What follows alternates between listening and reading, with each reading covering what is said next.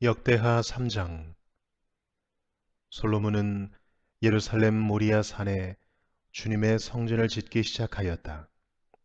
그곳은 주님께서 그의 아버지 다윗에게 나타나셨던 곳이다. 본래는 여부스 사람 오르난의 타작마당으로 쓰던 곳인데 다윗이 그곳을 성전터로 잡아놓았다. 성전을 짓기 시작한 때는 솔로몬이 왕위에 오른 지 4년째 되는 해 둘째 달 초이틀이었다. 솔로몬이 짓는 하나님의 성전의 규모는 다음과 같다. 옛날에 쓰던 자로 성전의 길이가 60자, 너비가 20자이다. 성전 앞 현관은 길이가 성전의 너비와 같이 20자이고 높이는 120자인데 현관 안벽은 순금으로 입혔다.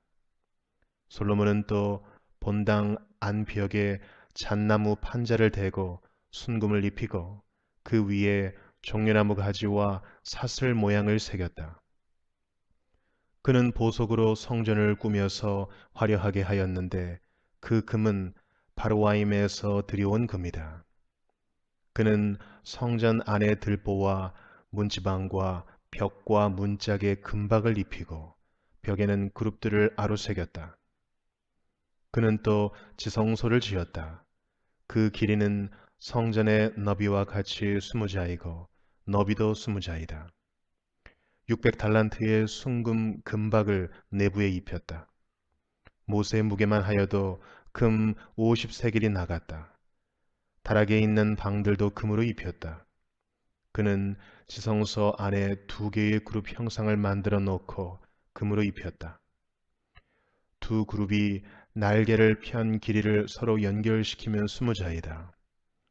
첫째 그룹의 한쪽 날개 길이는 5자인데 그 끝이 성전 벽에 닿고 다른 쪽 날개 역시 그 길이가 5자인데 그것은 다른 그룹의 날개에 닿았다.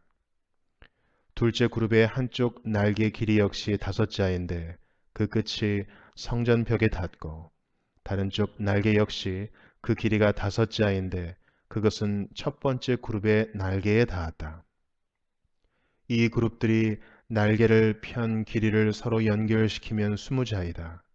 그룹들은 성전 본관 쪽을 바라보고 서 있었다.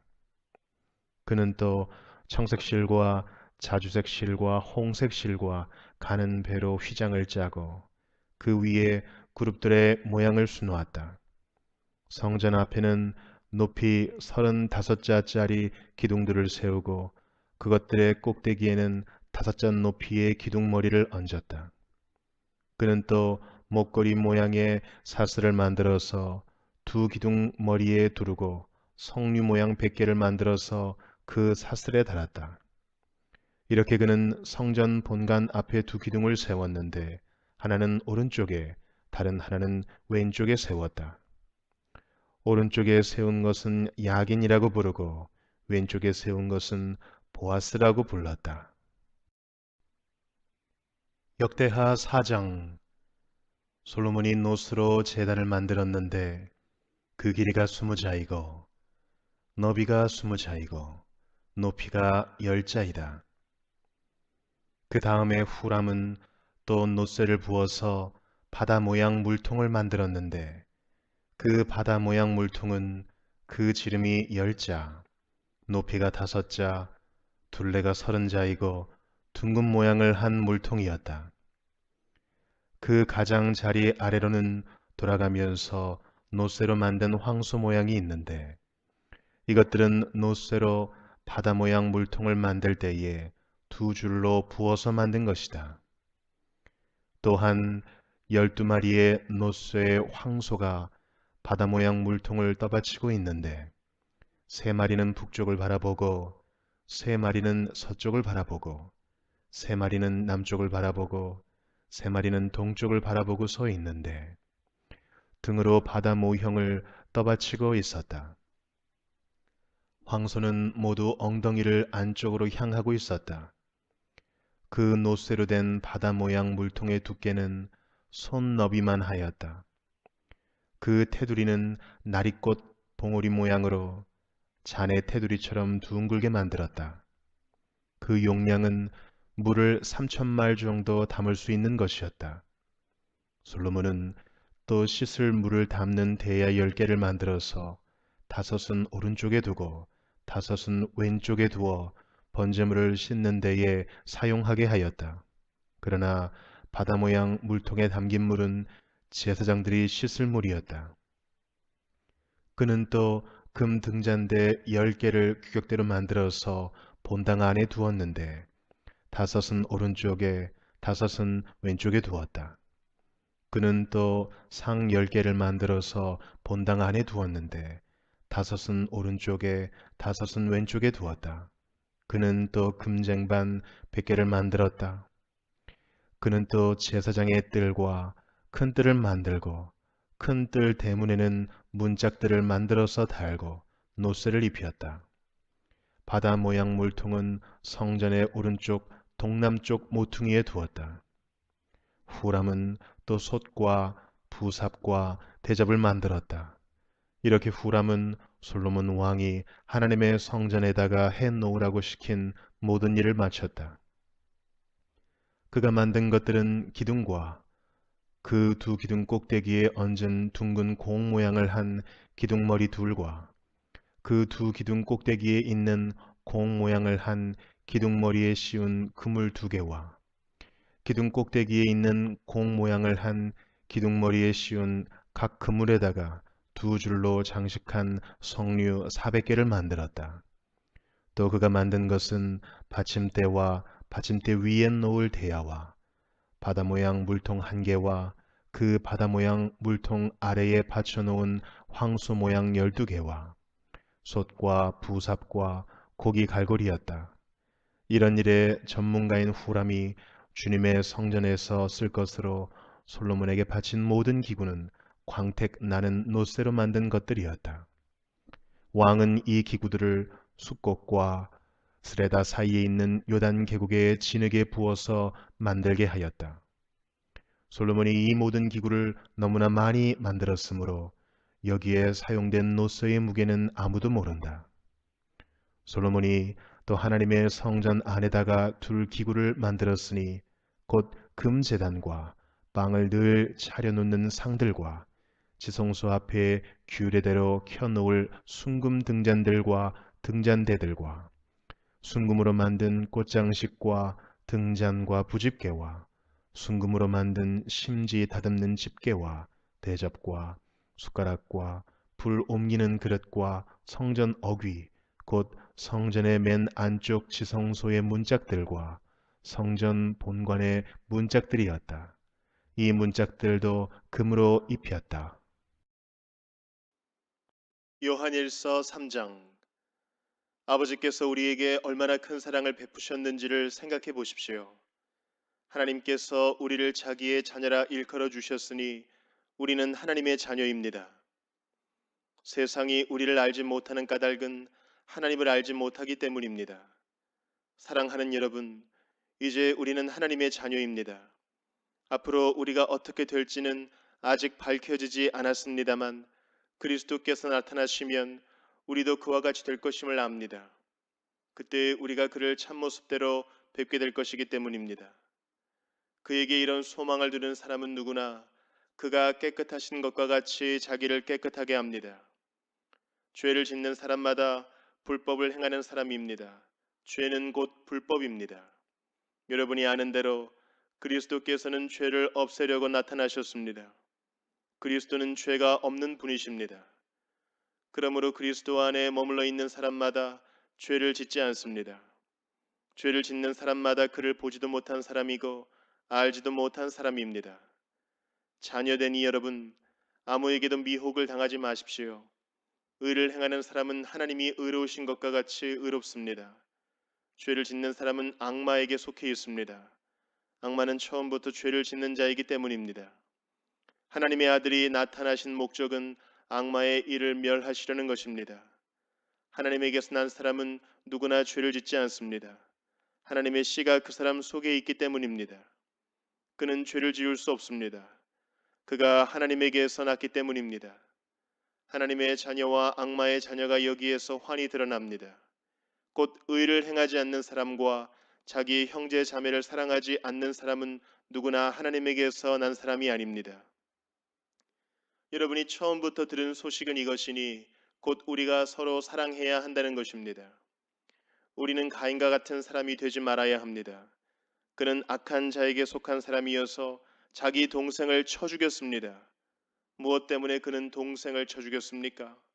그가 한 일은 악했는데 동생이 한 일은 의로웠기 때문입니다. 형제 자매 여러분, 세상이 여러분을 미워해도 이상히 여기지 마십시오. 우리가 이미 죽음에서 생명으로 옮겨갔다는 것을 우리는 압니다. 이것을 아는 것은 우리가 형제 자매를 사랑하기 때문입니다. 사랑하지 않는 사람은 죽음에 머물러 있습니다.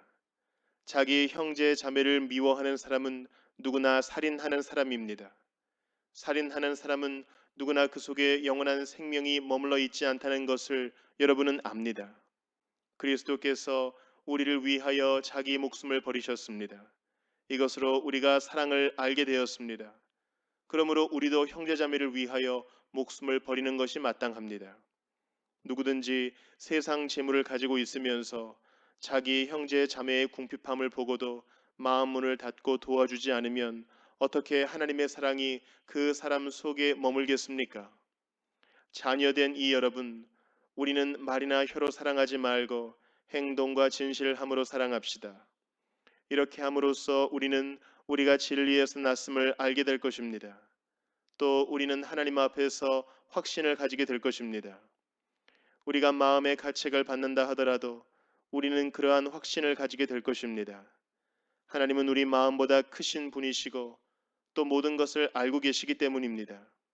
사랑하는 여러분, 우리가 마음의 가책을 받지 않으면 우리는 하나님 앞에서 담대함을 가지고 있는 것이요, 우리가 구하는 것은 무엇이든지 하나님에게서 받을 것입니다. 우리가 하나님의 계명을 지키고 하나님께서 기뻐하시는 일을 하기 때문입니다. 하나님의 계명은 이것이니 곧 그 아들 예수 그리스도의 이름을 믿고 그리스도께서 우리에게 명하신 대로 서로 사랑하라는 것입니다. 그리스도의 계명을 지키는 사람은 그리스도 안에 있고 그리스도께서도 그 사람 안에 계십니다. 그리스도께서 우리 안에 계시다는 것을 그가 우리에게 주신 성령으로 우리는 압니다. 나훔 2장.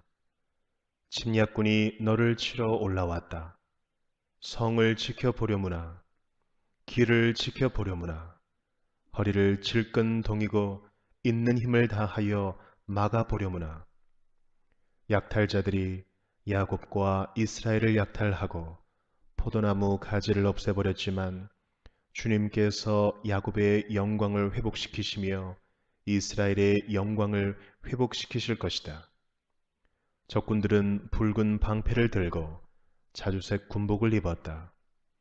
병거가 대열을 지어올 때에 그 철갑이 불꽃처럼 번쩍이고 노송나무 창이 물결친다. 병거들이 칠풍처럼 거리를 휩쓸고 광장에서 이리저리 달리니 그 모양이 횃불 같고 빠르기가 번개 같다. 정의 부대를 앞세웠으나 거꾸러지면서도 돌격한다. 벼락같이 성벽에 들이닥쳐 성벽 부수는 장치를 설치한다.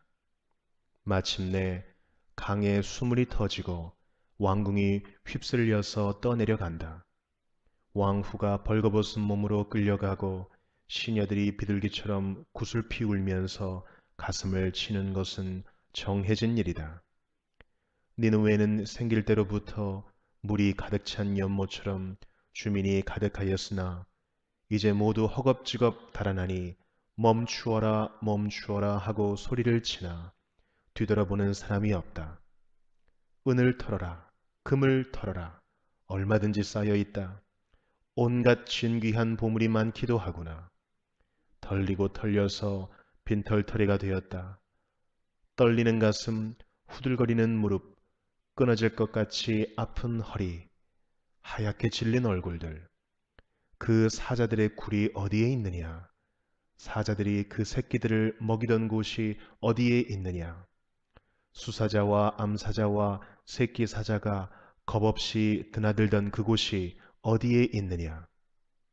수사자가 새끼에게 먹이를 넉넉히 먹이려고 숱하게 주기더니 암컷에게도 많이 먹이려고 먹이를 많이도 주기더니 사냥하여 온 것으로 바위 굴을 가득 채우고 잡아온 먹이로 사자굴을 가득 채우더니 내가 너를 치겠다. 나 만군의 주의 말이다. 내 병거를 불살라서 연기와 함께 사라지게 하겠다. 너의 새끼 사자들은 칼을 맞고 죽을 것이다. 이 세상에 내 먹이를 남겨놓지 않겠다. 내가 보낸 전령의 전갈이 다시는 들리지 않을 것이다. 누가복음 18장. 예수께서 제자들에게 늘 기도하고 낙심하지 말아야 한다는 뜻으로 비유를 하나 말씀하셨다. 어느 고을에 하나님도 두려워하지 않고 사람도 존중하지 않는 한 재판관이 있었다. 그 고을에 과부가 한 사람이 있었는데 그는 그 재판관에게 줄곧 찾아가서 내 적대자에게서 내 권리를 찾아주십시오 하고 졸랐다.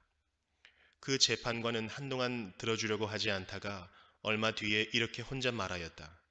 내가 정말 하나님도 두려워하지 않고 사람도 존중하지 않지만 이 과부가 나를 이렇게 귀찮게 하니 그의 권리를 찾아 주어야 하겠다. 그렇게 하지 않으면 그가 자꾸만 찾아와서 나를 못 견디게 할 것이다. 주님께서 말씀하셨다. 너희는 이 불의한 재판관이 하는 말을 귀담아 들으라.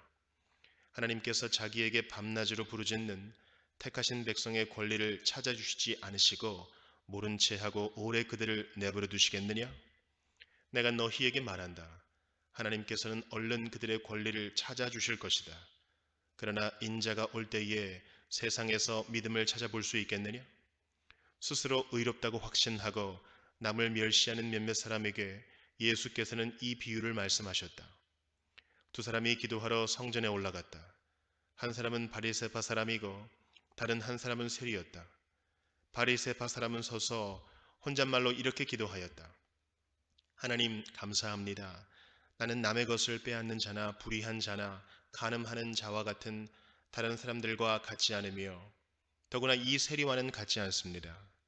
나는 일에 2번씩 금식하고 내 모든 소득의 11조를 바칩니다. 그런데 세리는 멀찍이 서서 하늘을 우러러볼 엄두도 못 내고 가슴을 치며 아 하나님 이 죄인에게 자비를 베풀어 주십시오 하고 말하였다. 내가 너희에게 말한다.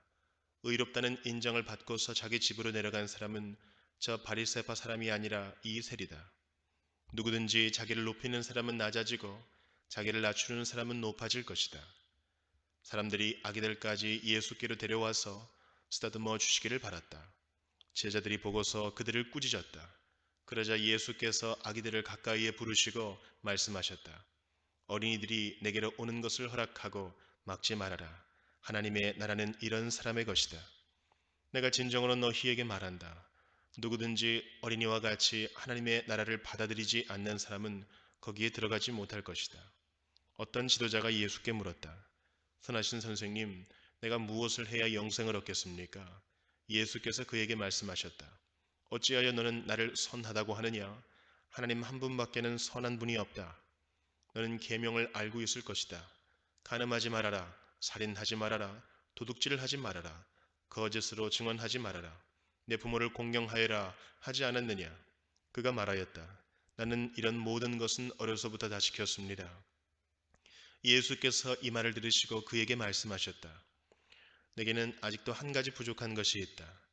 내가 가진 것을 다 팔아서 가난한 사람들에게 나누어 주어라. 그리하면 내가 하늘에서 보화를 차지하게 될 것이다. 그리고 와서 나를 따르라. 이 말씀을 듣고서 그는 몹시 근심하였다. 그가 큰 부자이기 때문이었다. 예수께서는 그가 근심에 사로잡힌 것을 보시고 말씀하셨다. 재물을 가진 사람이 하나님 나라에 들어가기는 참으로 어렵다. 부자가 하나님의 나라에 들어가는 것보다 낙타가 바늘 귀로 들어가는 것이 더 쉽다. 이 말씀을 들은 사람들이 말하였다. 그렇다면 누가 구원을 얻을 수 있겠습니까? 예수께서 말씀하셨다. 사람은 할 수 없는 일이라도 하나님은 하실 수 있다. 베드로가 말하였다. 보십시오. 우리는 우리에게 속한 것들을 버리고서 선생님을 따라왔습니다. 예수께서 그들에게 말씀하셨다. 내가 진정으로 너희에게 말한다. 하나님의 나라를 위하여 집이나 아내나 형제나 부모나 자식을 버리는 사람은 이 세상에서 여러 갑절로 받을 것이고 또한 오는 세상에서 영원한 생명을 받을 것이다. 예수께서 12제자를 곁에 불러 놓으시고 그들에게 말씀하셨다. 보아라, 우리는 예루살렘으로 올라가고 있다. 인자를 두고 예언자들이 기록한 모든 일이 이루어질 것이다. 인자가 이방 사람들에게 넘어가고 조롱을 받고 모욕을 당하고 침뱉음을 당할 것이다. 그들은 채찍질한 뒤에 그를 죽일 것이다. 그러나 그는 사흘째 되는 날에 살아날 것이다. 그런데 제자들은 이 말씀을 조금도 깨닫지 못하였다. 이 말씀은 그들에게 그 뜻이 감추어져 있어서 그들은 말씀하신 것을 알지 못하였다. 예수께서 여리고에 가까이 이르셨을 때에 일어난 일이다. 어떤 눈먼 사람이 길가에 앉아서 구걸을 하고 있다가 무리가 지나가는 소리를 듣고서 무슨 일이 일어났느냐고 물어보았다. 사람들이 나사렛 예수가 지나가신다고 그에게 일러주었다. 그러자 그는 소리를 질렀다. 다윗의 자손 예수님, 나를 불쌍히 여겨주십시오. 앞에 서서 가던 사람들이 조용히 하라고 그를 꾸짖었으나 그는 더욱더 크게 외쳤다. 다윗의 자손님, 나를 불쌍히 여겨주십시오. 예수께서 걸음을 멈추시고 그를 데려오라고 분부하셨다. 그가 가까이 오니 예수께서 그에게 물으셨다. 내가 내게 무엇을 해주기를 바라느냐? 그가 대답하였다. 주님, 내가 볼 수 있게 해주십시오. 예수께서 그에게 말씀하셨다. 눈을 떠라. 내 믿음이 너를 구원하였다.